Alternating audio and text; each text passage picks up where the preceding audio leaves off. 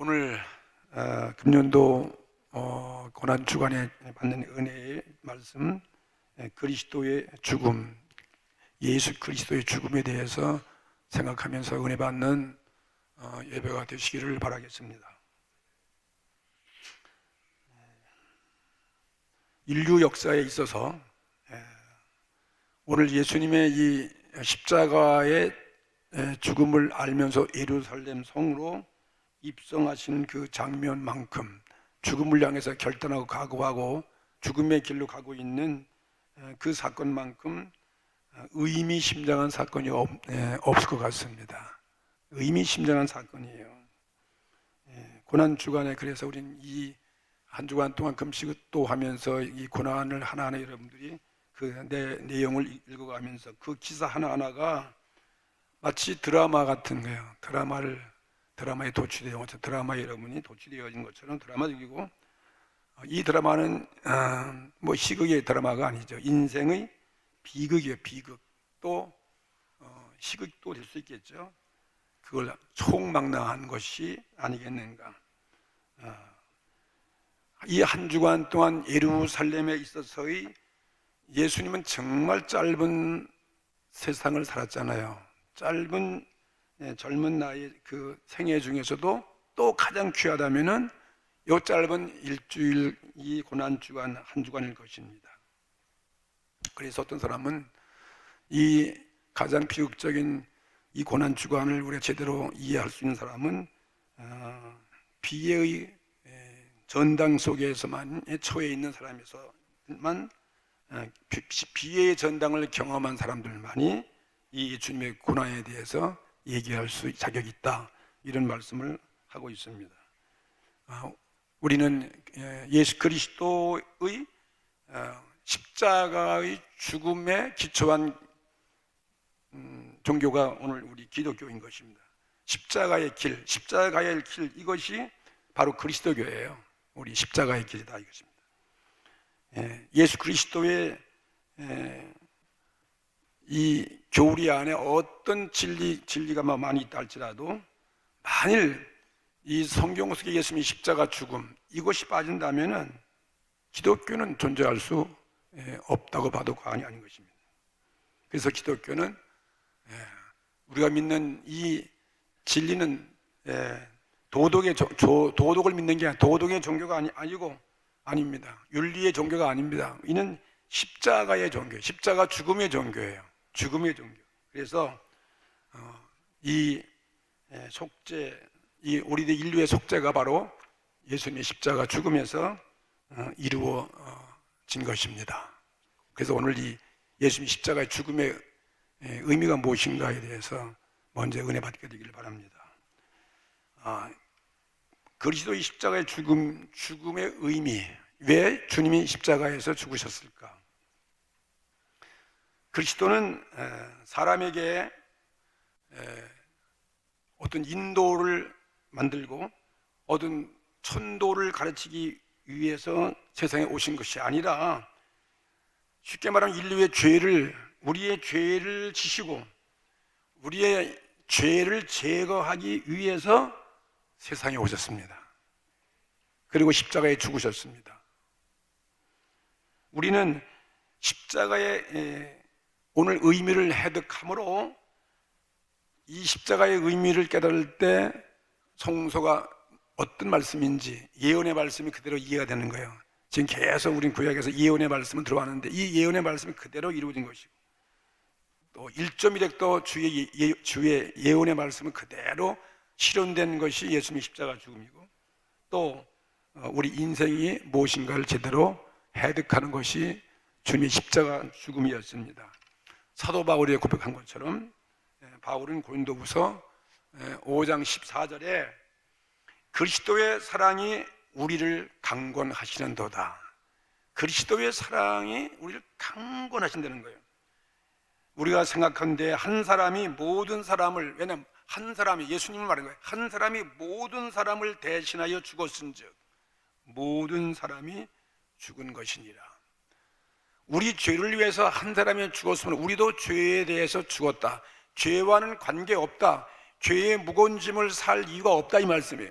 죄로 인해서 우리가 죽음과 멸망에 빠질 수 없다, 이 말씀인 것입니다. 그리고 더 나가서 로마서 5장 8절에는 우리가 죄인 되었을 때, 예수님이 십자가 죽음의 의미 아니에요. 우리가 죄인 되었을 때 그리스도께서 우리를 위하여 죽으심으로 하나님께서 우리에게 대한 자기의 사랑을 확증하셨느니라. 하나님의 사랑을 우리들에게 확증하기 위해서 예수님이 우리가 죄인으로 있을 때 주님께서 십자가에 죽어주셨다. 이게 십자가의 의미야. 예수 그리스도의 죽음을 속죄의 죽음으로 성경은 여러 군데 이렇게 말씀하고 있습니다. 속죄 때문에 우리 죄를 속죄하기 위해 죽으셨다는 거예요. 그리스도의 죽음으로 인류의 지은 죄가 용서받고 그리스도의 죽음으로 모든 사망과 저주가 다 제거됐다, 이 말씀인 것입니다. 바울은 한때 자기가 얼마나 큰 죄로 인해서, 자기가 얼마나 이 비참한 죄로 인해서 자기가 사망의 음침한 골짜기에 사는 것과 같다, 이 죄짐이 자기를 누르고 있었어요. 비참한 내가 얼마나 비참한 인간인가. 바울은 자기가 의식적으로 도덕적으로 아주 훌륭하고 종교인이었고 그랬지만 자기가 아무리 노력해도 자기 죄에 대해서 쉬운 답변이 없는 거예요. 해결할 길이 없어요. 그래서 자기는 죄로 인해서 비참한 인간이다. 그래서 그는 고백하기를 로마서 7장 24절에 오호라, 나는 곤고한 사람이로다. 나는 정말 괴롭다는 거. 자기 죄로 인해서 이 사망의 몸에서, 이 사망의 무거운 짐에서 누가 나를 건져내랴, 이렇게 고백했어요. 예. 이 한탄한 이 사도 바울이 비로소 예수님의 십자가의 죽음의 의미를 깨닫게 되었어요. 예수님을 만난 이후에 십자가의 죽음의 의미를 깨달은 다음에 그는 고백하기를, 그 말이 바뀌었어요. 로마서 7장 25절에 뭐라고 그랬냐면은 우리 주 예수 그리스도로 말미암아, 우리 주 예수 그리스도로 말미암아 나는 하나님께 감사한다는 거예요. 자기는 죄에서 해방되었습니다. 구원받았습니다. 그래서 이렇게 그가 완전히 이 곤고의 사람에서 감동과 감격과 하나님 그리스도로 인해서 자기는 감사하다고 이런 고백을 했던 것입니다. 이런 고백이 우리 고백 되기를 바랍니다. 성경은 많은 예언자 중에서 가장 위대한 예언자 이사야 53장 5절에 예수님이 십자가 죽음의 의미를 미리 벌써 예수님 탄생 700년 전에 예고해 놓았습니다. 그가 찔림은 우리의 허물을 인하여 했어요. 그가 창에 받아서 찔림은 나의 죄를 인해서 내가 받아야 할 찔림을 받을 나를 대신 받은 것이 주님이 찔렸고, 그가 상함은 그가 오늘 채찍을 맞아 그가 상했어요. 몸이 다 만신창이 됐어요. 그가 상함은 우리의 죄악을 인하여 하겠어요. 내가 당할 그 만신창이를 예수님께서 담당하셔서 우리의 죄악을 인함이라 그가 징계를 받음으로 우리가 평화를 누리고 그가 채찍에 맞음으로 우리가 나음을 입었도다. 우리는 다 양 같아서 그릇 행하여 각기 제 길로 갔거늘 여호와께서는 우리 무리의 죄악을 그에게 담당시키셨다. 우리 모든 인류의 죄악을 여호와께서 그의 독생자 아들 예수께 담당시켰다는 거예요. 세례 요한도 예수님을, 이 땅에 오신 예수님이 지나가는 그 예수님을 바라보면서 하나님의 성령의 감동을 입어서 저가 누구인가를 얘기할 때 요한복음 1장 29절에 보라, 세상 죄를 지고 가는 어린 양을 보라는 것입니다. 세상 죄를 지고 가요. 이 세상 죄 속에 저와 여러분의 죄가 다 포함되어 있다는 사실 믿으시기 바랍니다. 더 나아가서 친히 예수님께서 십자가에 돌아가시 직전에 예수께서 하신 말씀이, 예수님 자신이 이 땅에 온 것에 대해서 말씀하시기를 마태복음 20장 18절에 인자가 온 것은, 내가 온 것은 모든 사람의 섬김을 받으려 함이 아니라 모든 사람을 섬기려 하고 자기 목숨을, 내 목숨을 많은 사람의 대속물로 주려 함이라.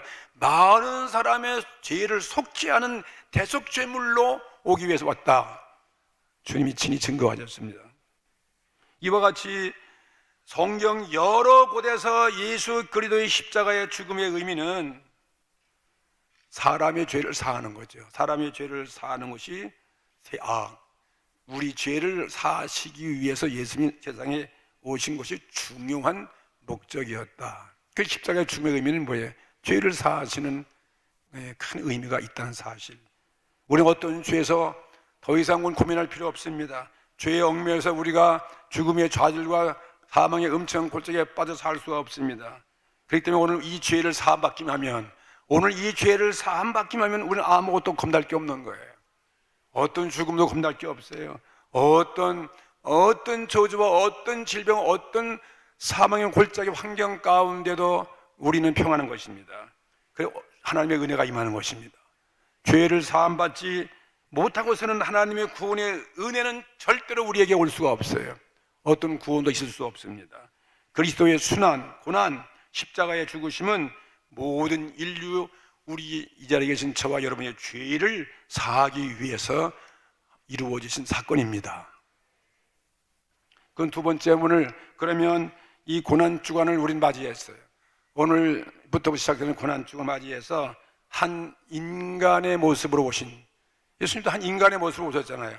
한 인간의 모습으로 오신 그 모습으로 십자가에 죽으시고 고난받으신 그 역사적인 사건을 우리가 보기 위해서요. 오늘 우리가 눈을 떠서 예수님이 십자가 현장을 목격하고 현장을 참여하고 현장에 여러분이 보고 있는 그런 모습으로 오늘 예배가 드려지기를 주의 이름으로 축복합니다. 예수님의 죽으심과 고난받음의 그 모습을 보면서 우리의 내 속의 내면의 죄악을 바라보면서 회개해서 오늘도 죄 사함 받는 그런 은혜가 가장 중요한 거예요. 오늘 이 은혜가 임하기를 바랍니다. 그리스도의 죽음, 사람의 이 죽음을 오늘 생각할 때, 오늘 예수님의 죽음을 오늘 보기 위해서 오셨잖아요. 예수님의 십자가 죽음 현장, 옛날 지나간 과거지만 지금 이 현장이 있다는 그런 모습으로 주님의 그리스도의 십자가 죽음을 생각할 때 예수님의 사람으로서 나 위에 당하신 그의 형벌, 그의 고통의 극치, 그 비참의 극치를 오늘 바라보면서 나의 죄의 모습을 발견하고 회개의 눈물이 일어나는 그런 은혜가 임하기를 바랍니다.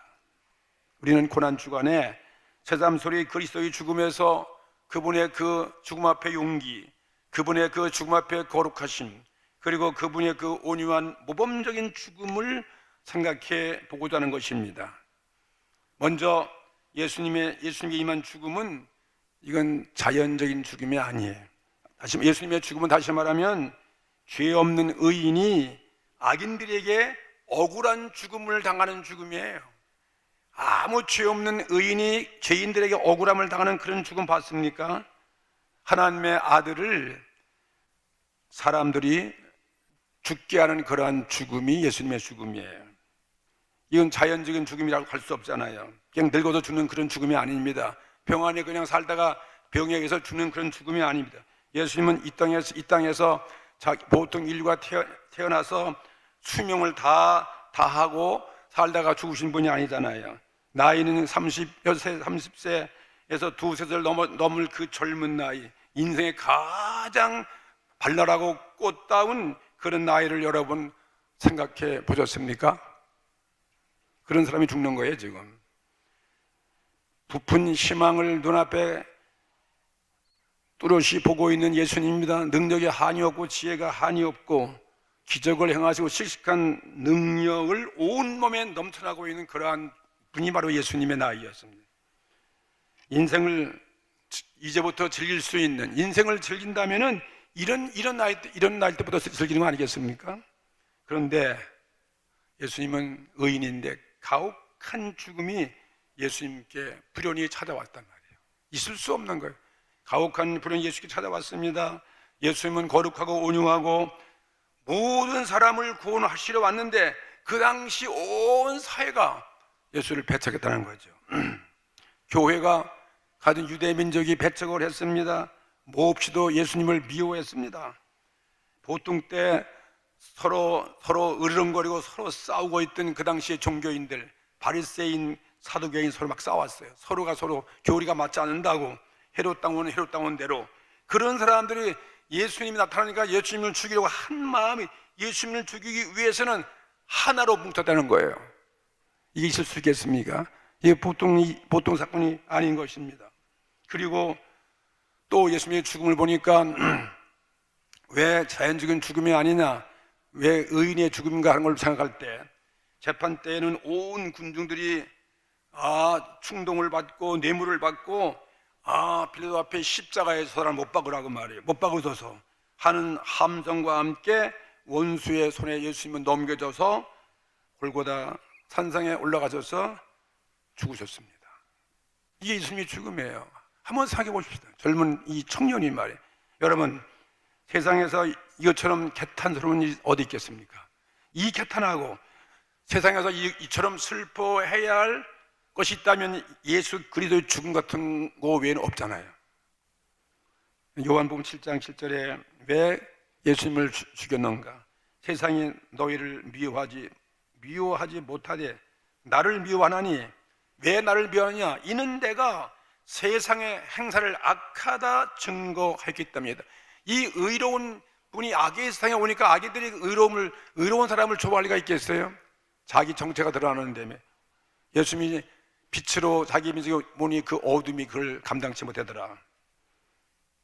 세상은 지금도 마찬가지잖아요. 이런 세상은 옛날처럼 예수님이 오시면 빛이 들어올 때 빛이 어둠의 원수가 되기 때문에 죽을 수밖에 없잖아요.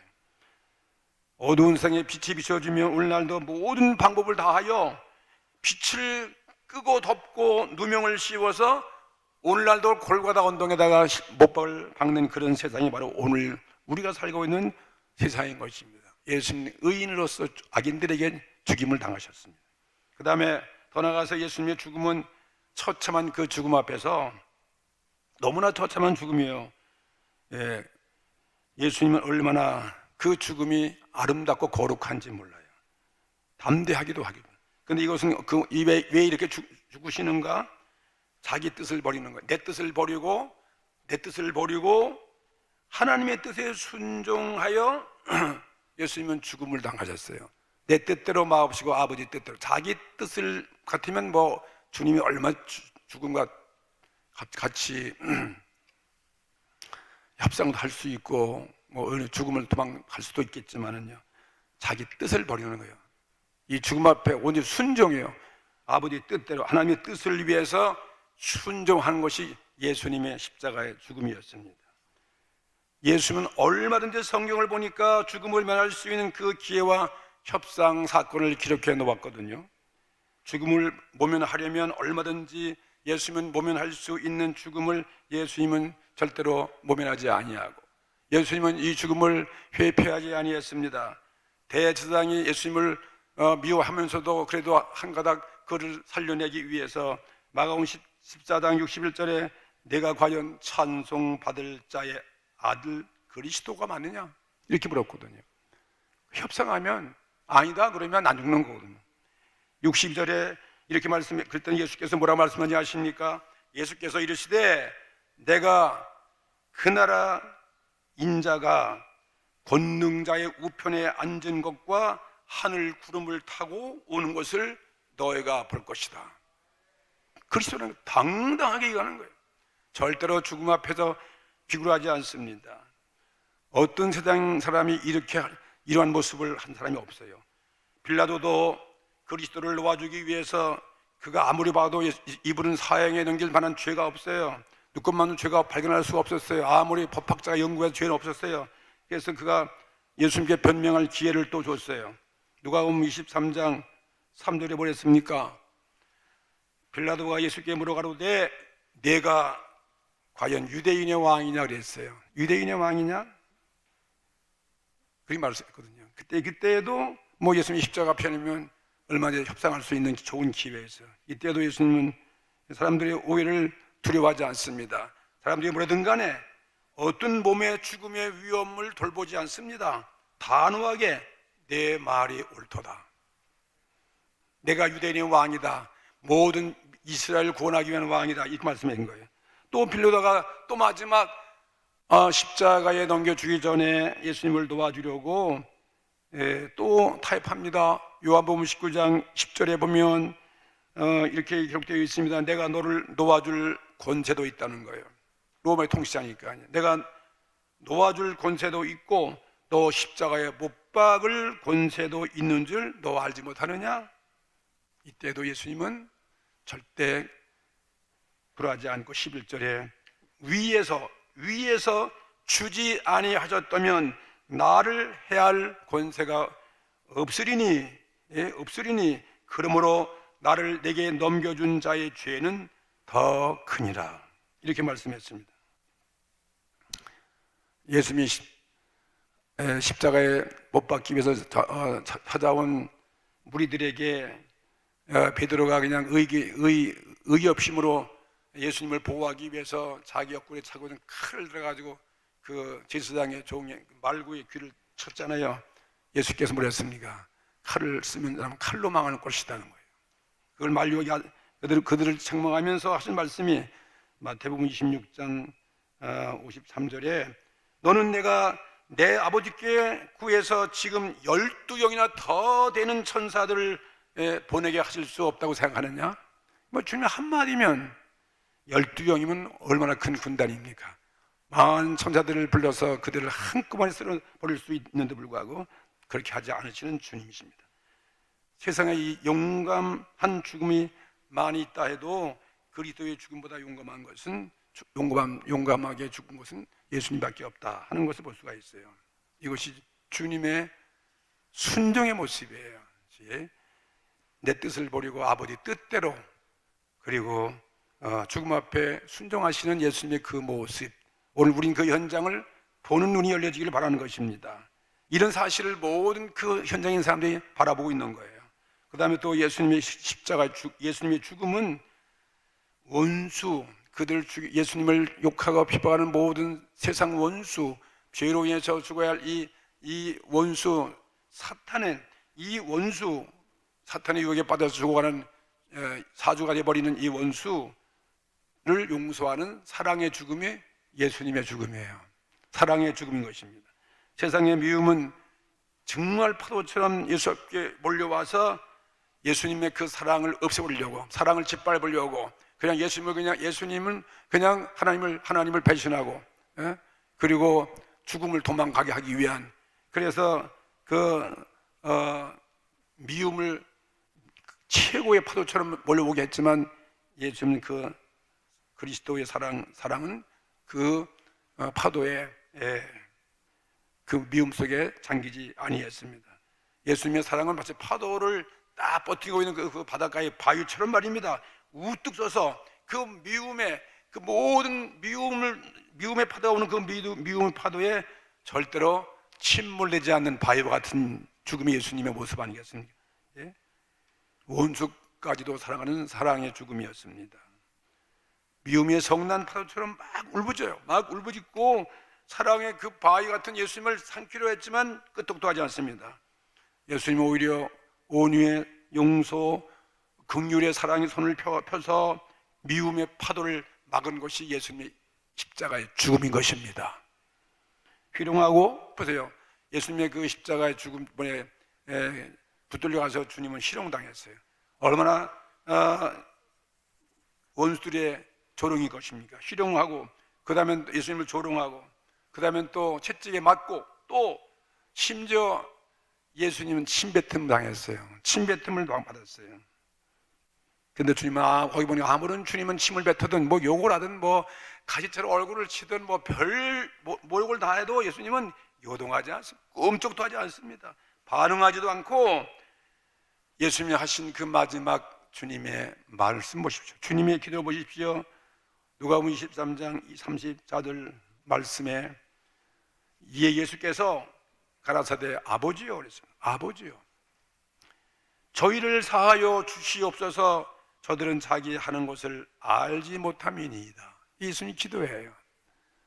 오늘 이 모습, 스데반도 순교에 죽을 때 아버지여 저들의 죄를 용서하여 주시옵소서. 이 사랑으로서 사랑의 죽음이죠. 모든 그 원수까지도 용서하는, 관용하, 용서하는 그런 사랑의 죽음이 예수님의 죽음이었습니다. 예수님의 순환의 모습 속에서 어떤 수단으로 어떤 방법으로도 예수님을 화나게 성내게 할 수 없는 그런 분, 이 세상에 예수님밖에 아무도 없습니다. 뭐 그 정도면 뭐 화도 낼 수 있지 않겠습니까? 전혀 예수님 그게 없어요. 요동하지 않습니다. 예수님께 가시면을 같이 싸가지고 가시면멸관을 예수님께 머리에 씌워서 피가 주르륵 나도 주님은 관계치 않습니다. 가만히 있습니다. 이런 악당들 예수님을 놀리기 위해서 손바닥으로 눈을 가리고 때려도 누가 때렸는지 한번 맞춰봐라. 이래도 예수님은 끄떡지 않습니다.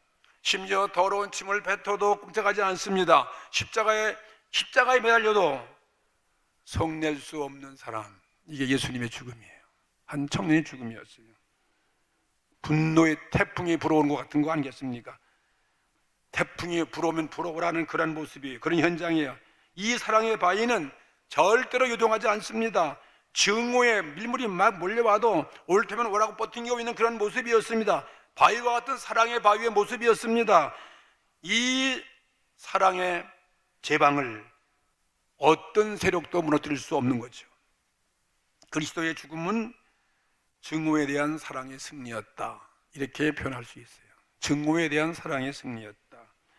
그리스도의 사랑의 죽음으로 이후부터 세상은 이기는 사람은 지는 사람이에요. 예수님이 증거하신 거예요. 우리 져야 이기는 것입니다. 맞는 사람은 때리는 사람을 정복하는 것이 이게 주님의 방법이에요. 찔리는 사람은 찌르는 사람을 정복한다는 것을 보여주고 있지 않습니까? 예수님의 십자가 죽음의 현장의 모습이었습니다. 그리스도는 십자가에 달려서 사랑의 제일 높은 위치에 올라간 것이 예수님의 죽음인 것입니다. 마지막으로 예수님의 죽음은 어떤 모습이었습니까? 예수님의 죽음은 이 세상 모든 자에게 은혜와 그리고 고통 가운데 있는 모든 사람, 개탄에 빠져 있는 그런 사람들 위로를 하기 위해서 죽는 죽음이었어요. 죽음에 임해서 예수님 마음을 아프게 한 것은 자기가 이렇게 억울하게 죽음을 당하고 내가 왜 죽는가, 그런 자기 불행과 자기의 슬픔과 자기의 고통, 그것이 아니라 다른 사람들, 세상 사람들, 죄인들의 그 아픔과 불행의 관심이었습니다. 누가복음 23장 28절에 보세요. 예수께 그 십자가를 짊어지고 가는데 그 주위에 많은 예루살렘 여인들이 와서 울고 있어요. 쫓아오면서. 그때 예수께서 하신 말씀이 뭔지, 그 무거운 십자가가 뭐 엄청 무거운지 정확히 모르겠지만 예수님이 힘으로는 끌고 갈 수 없는 그런 무거운 십자가라고 그랬는데, 예수께서 돌이켜 그들을 향하여 가라사대 예루살렘의 딸들아, 보세요. 예루살렘의 딸들아, 나를 위해서 울지 말고 너희와 너희의 자녀를 위해서 울라. 예수님이 이런 은혜스러운 예수님 모습이 어디 있겠어요? 이런 죽음이 어디 있겠어요? 이처럼 위로를 주는 예수님 죽음이 어디 있겠습니까?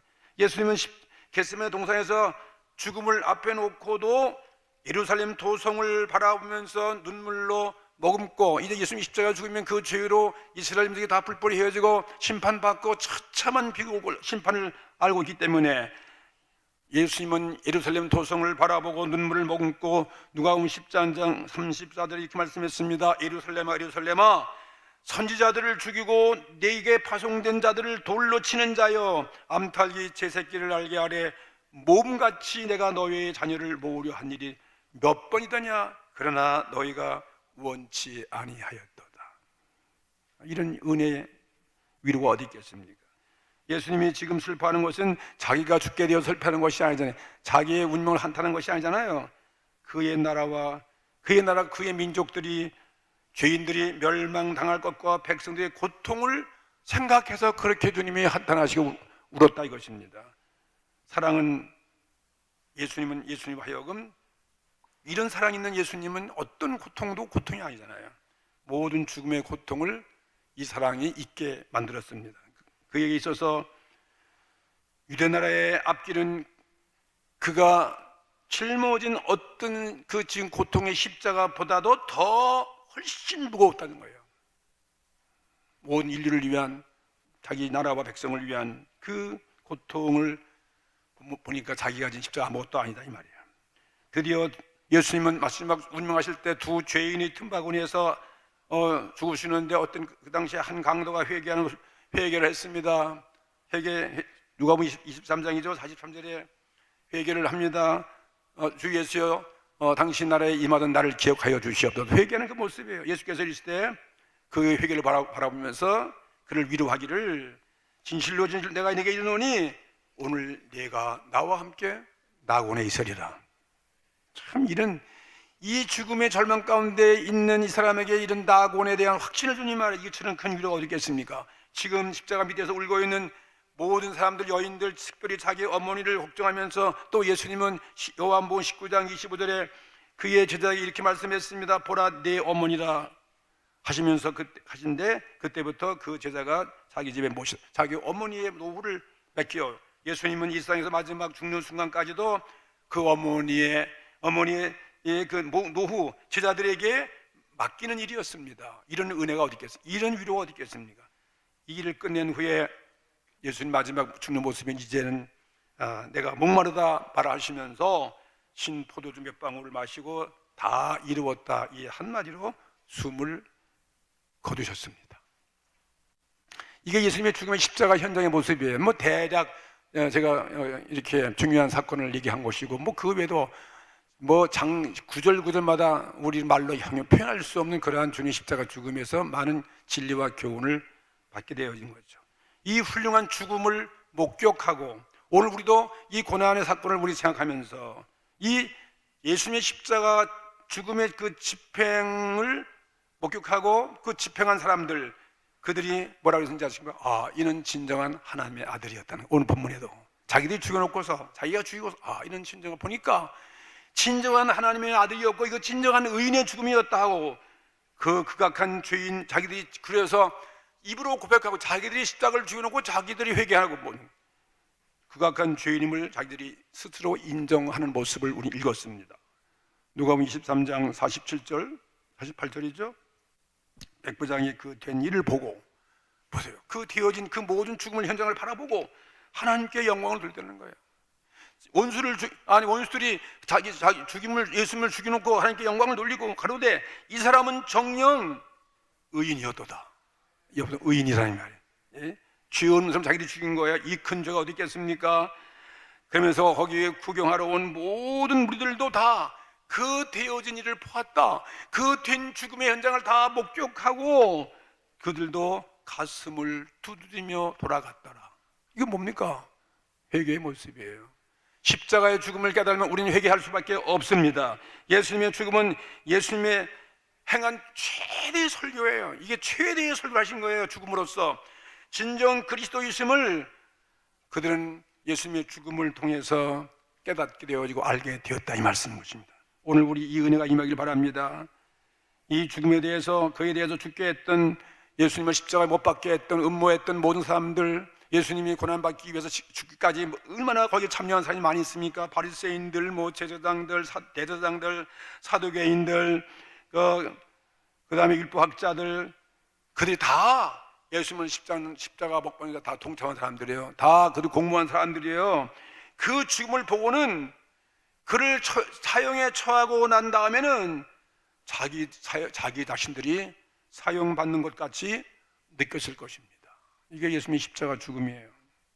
그를 못 받고 우리 승리했다. 개가를 올렸던 자들이 양심의 무거운 괴로움을 당하면서 머리를 그들은 축 숙이고 그들은 힘없이 가슴을 치면서 예루살렘으로 돌아갔더라. 오늘 그 현장의 모습이었습니다. 성경은 사도행전 예수 십자가 죽은 이후에 부활하신 이후에 2개월 후에 오순절 날에 베드로가 성령 받고 거기에 모여온 죄를 짓고 예수님의 십자가에 못 박은 그 많은 사람들이 다 거기에 현장에서 와서 있다가 베드로의 그 설교를 듣게 되었습니다. 사도행전 2장 38절에 그가 하나님의 정하신 뜻과 미리 아신 대로 내어준 바 되었건을 너희가 법 없는 자들의 손을 빌어서 못 박여 죽였도다.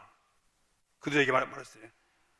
그렇게 말하자 거기에 있는 많은 사람들이 다 마음에 찔린 거예요. 누구 하나도 마음에 찔리지 않은 사람이 없었어요. 그래서 회개하고 그들이 돌아온 자가 3,000명이 됐다는 거예요. 하루에. 그 시간에 사람이 얼마나 악한 존재인지 예수님의 죽음의 그 모습의 광경을 보고서 비로소 인간의 실체를 깨닫게 되었다, 이 말씀인 것입니다. 그를 죽인 사람은 바리새인들이었어요. 사두개인들이었어요. 제사장들이었어요. 헤롯 땅뿐만 아니라 모든 인류가 하나님의 아들을 십자가에 못 박은 것입니다. 오늘도 얼마나 많은 사람들이 예수님을 십자가에 못 박고 있습니까? 예수님은 지금도 어제나 오늘나 영원토록 우리를 위해서 십자가에 죽임을 당하고 있는 것이 예수님의 모습이었습니다. 우리도 이 십자가에 못 박는 사람 중에 하나가 우리인 것입니다. 우리도 그 중에 하나예요. 우리도 예배일 수 없습니다. 우리도 예수님께 가시면을 멸관을 씌우는데 거기 찍는 가시면을 만드는데 우리도 그 중에 한 사람이에요. 그 가시면을 예수님께 다 머리에 씌웠고 그리고 춤을 췄던 사람이 아니었습니까? 우리는 오늘 어떤지, 우리도 오늘 내 마음속을 들어보면, 내 자신을 바라보면, 내가 눈을 뜬다면은 가룟 유다의 죄가 우리 안에 있어요. 내 안에 가룟 유다 같은 심정이 있어요. 내 안에 제사장 가야바 같은 그런 죄가 내 안에 웅키고 있습니다. 빌라도의 죄가 바로 내 안에 있는 죄였습니다. 헤롯의 죄를 발견할 수 있지 않겠습니까? 우리가 오늘 어떻게 이 예수님 죽인 사람들이 사도 베드로 앞에 우리가 어떻게 하여야 죄 사함을 얻으리까 하고 설교할 때 묻는 그 시대에 그 사람들에게 오늘 이 베드로는 사도행전 2장 38절에 뭐랬습니까? 베드로는 너희가 각각 회개하여 각각 예수 그리스도의 이름으로 세례를 받고 죄 사함을 얻으라. 그리하면 성령을 받으리니 이 약속은 너희와 너의 자녀와 너의 먼 데사람 고주 우리 하나님이 얼마든지 부르시는 사람들에게 하신 것이니라. 그 약속이라는 거예요. 오늘 이 주님의 십자가의 그 모습의 사건을 대충 생각하면서 오늘 우리가 할 일이 무엇이겠어요? 내가 어떻게 하여야 죄의 사함을 얻을 수 있겠습니까? 그 비밀은 무엇입니까? 눈물로 회개하여 죄의 사함을 받아라. 그리고 성령을 받고 구원에 참여하라는 오늘 이 말씀이 우리에게 주시는 큰 지상 명령이고 시급한 사건이고 우리가 해야 할 오늘 지대한 지상의 의무란 사실을 믿고 오늘 기도하는 저와 여러분 되기를 주의 이름으로 축복합니다. 다 같이 통성으로 기도드리겠습니다.